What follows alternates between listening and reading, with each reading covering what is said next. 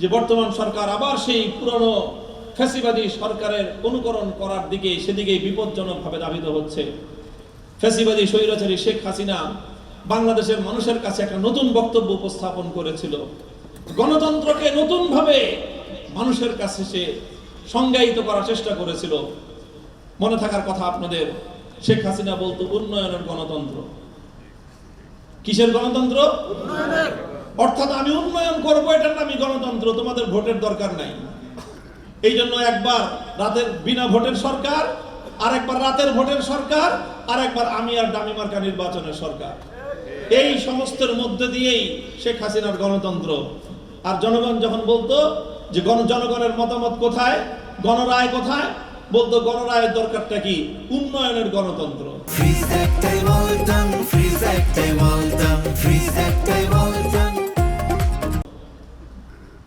অর্থাৎ দক্ষিণবঙ্গের জন্য পদ্মা সেতু বানায় দিছে, এটাই তোমাদের গণতন্ত্র।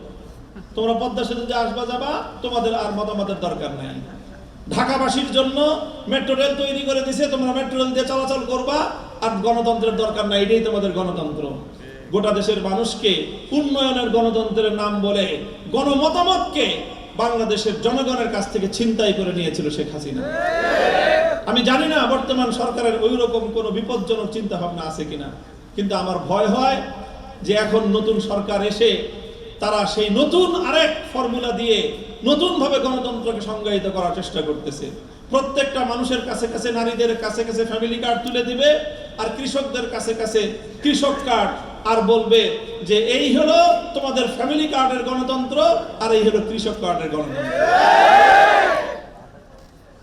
এই যে ফ্যামিলি কার্ড আর কৃষক কার্ডের গণতন্ত্র দিয়ে যদি বাংলাদেশের মানুষের ভোটাধিকার কেড়ে নেওয়ার চেষ্টা করেন, মনে রাখবেন বাংলাদেশের প্রতিটি ঐতিহাসিক ঘটনা জনগণের সম্মান এবং মর্যাদা প্রতিষ্ঠার স্বপ্ন থেকেই হয়েছিল।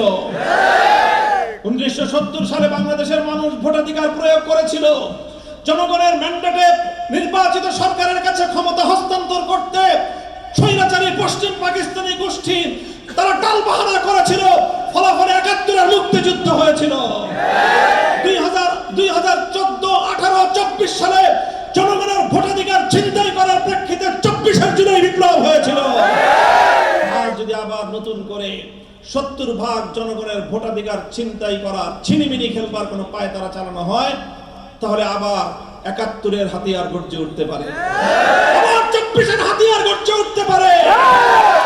আমাদের নতুন দিনের স্লোগান, জুলাই যোদ্ধাদের যে স্বপ্ন, তাদের যে প্রত্যয়, তাদের যে অঙ্গীকার, আগামীর বাংলাদেশ 47, 71, 24-এর ভিত্তিতে গড়ে তুলতে হবে। আমরা সেই সংগ্রাম নিয়ে মাঠে নেমেছি। আমরা সে বিপ্লবের আকাঙ্ক্ষা বাস্তবায়নের লক্ষ্য নিয়ে মাঠে নেমেছি। বাংলাদেশের প্রতিটি মানুষের দুয়ারে দুয়ারে আমরা যাব, তাদেরকে আমরা সোচ্চার করব, তাদেরকে আমরা সজাগ করে তুলব, তাদেরকে বলবো দেখো নতুন ডাকাত এসে তোমাদের অধিকার, তোমাদের গণরায়ের অধিকার কেড়ে নেওয়ার চেষ্টা করছে। ইনশাআল্লাহ এদেশের মানুষ তাদের সম্মান, আত্মমর্যাদা রক্ষা করার জন্য পশ্চিম পাকিস্তানিদের বিরুদ্ধে মুক্তিযুদ্ধের হাতিয়ার তুলে নিতে কুণ্ঠিত হয়নি। তারা দৌর্দণ্ড প্রতাপশালী, তারা ভারতীয় আধিপত্যবাদের সেবাদাসী, কৃতদাসী শেখ হাসিনার বিরুদ্ধে বুক পেতে আবু সাইদের মতো বুলেটের মুখে দাঁড়িয়ে যেতে তারা কার্পণ্য করেনি। সে জাতির অধিকার, সে জাতির ভোটাধিকার, সে জাতির সম্মান, সে জাতির মর্যাদা কেড়ে নেওয়ার দুঃসাহস যদি কেউ দেখায়, ইতিহাসের আস্থা করে নিক্ষিপ্ত হবে, ভিন্ন কোনো পরিণাম হওয়ার সুযোগ নাই।